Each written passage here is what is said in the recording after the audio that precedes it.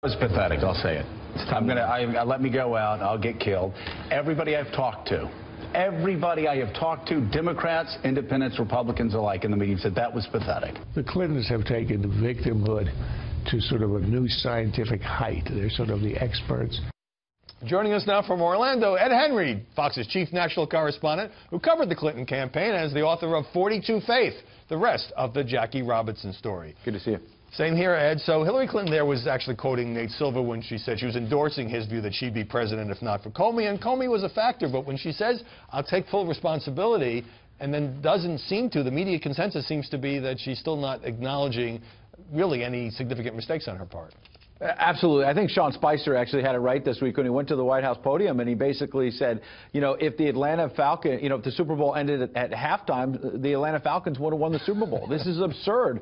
You know, election day is election day. What the poll said or what anybody said a week out really doesn't matter at the end of the day. And what's absurd is to try to take credit for, I take responsibility, this one's on me, and then name 5 other people and 5 other situations that allegedly were to blame. And I think the fact that her own staff was out on Twitter lashing out at reporters saying, you're being unfair to her again. What are you talking about? She claimed to take responsibility and then blamed everyone else. Right. It wasn't much about not having much of an economic message or visiting those Rust Belt states, very often the ones carried by Trump.